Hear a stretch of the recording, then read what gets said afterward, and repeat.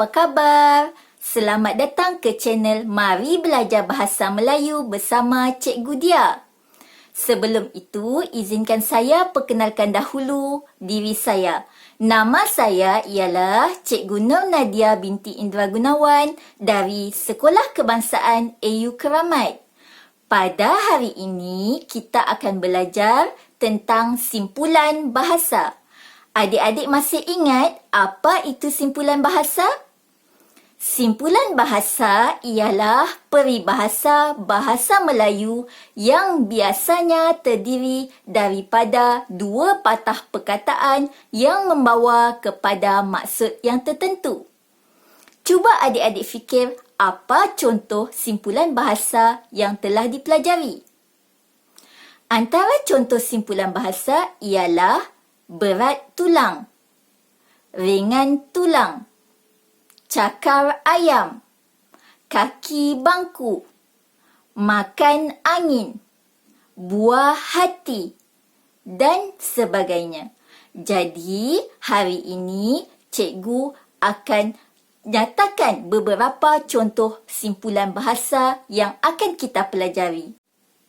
Peribahasa kita yang pertama ialah ringan tulang.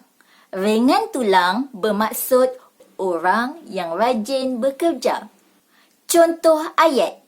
Datuk Nias seorang petani yang ringan tulang. Peribahasa kita yang kedua ialah berat tulang. Berat tulang merupakan lawan bagi ringan tulang. Berat tulang bermaksud orang yang malas melakukan pekerjaan. Contoh ayat, Ali sukar mendapat kerja kerana dia seorang yang berat tulang.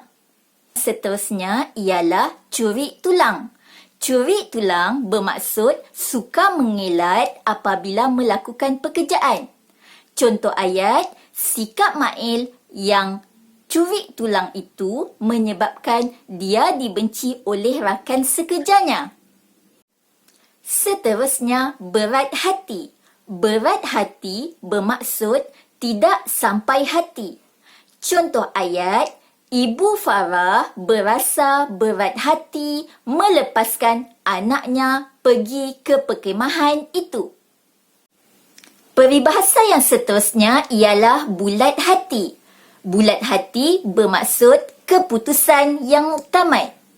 Contoh ayat, Haziq bulat hati untuk menangguhkan pengajiannya di universiti kerana kekurangan wang. Peribahasa seterusnya ialah makan angin. Makan angin bermaksud pergi bersiar-siar untuk berehat. Contoh ayat, Encik Fati membawa keluarganya makan angin pada hujung minggu. Anak emas. Anak emas bermaksud anak kesayangan. Contoh ayat, adik merupakan anak emas keluarga kami. Cakar ayam. Cakar ayam bermaksud tulisan yang buruk. Contoh ayat, tulisan adik yang cakar ayam itu sukar dibaca oleh ibu. Peribahasa seterusnya ialah durian runtuh. Durian runtuh bermaksud mendapat rezeki yang tidak disangka-sangka. Contoh ayat, ibu mendapat durian runtuh apabila memenangi hadiah cabutan bertuah. Ayam tambatan. Ayam tambatan bermaksud orang yang menjadi harapan. Contoh ayat, Izzah merupakan ayam tambatan pasukannya dalam perlawanan bola jaring itu. Peribahasa seterusnya ialah hati batu. Hati batu bermaksud degil atau kuat azam dalam melakukan sesuatu. Contoh ayat, sikap Zafri yang hati batu itu menyebabkan dia tetap pergi memancing walaupun dihalang oleh ibunya. Peribahasa berikutnya ialah rambang mata. Rambang mata bermaksud tidak tahu membuat pilihan.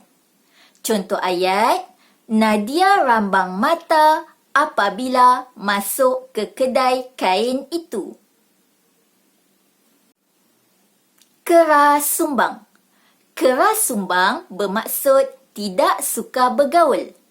Contoh ayat, sikap Hanif yang keras sumbang itu menyebabkan dia tidak ramai kawan.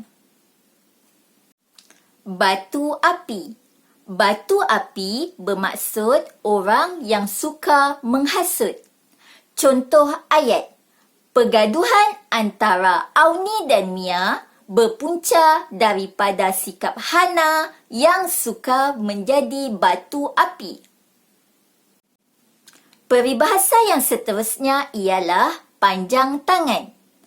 Abu telah ditangkap oleh guru kerana panjang tangan. Peribahasa yang seterusnya ialah telinga kuali. Telinga kuali ialah orang yang tahan hati walaupun dimarah. Contoh ayat, sikap Anwar yang telinga kuali itu menyebabkan dia dapat bertahan lama bekerja di tempat itu. Seterusnya, telinga lintah. Telinga lintah ialah orang yang tajam pendengaran. Contoh ayat, Datuk seorang yang telinga lintah walaupun sudah tua. Peribahasa seterusnya ialah ulat buku. Ulat buku bermaksud orang yang suka membaca buku. Contoh ayat, Sofia seorang ulat buku. Dia suka membaca buku di perpustakaan. Okey murid-murid, cikgu harap dengan beberapa contoh simpulan bahasa yang telah kita pelajari, adik-adik sudah faham maksud dan contoh simpulan bahasa. Jumpa lagi murid-murid, jangan lupa like dan subscribe channel Mari Belajar Bahasa Melayu bersama Cikgu Dia. Bye!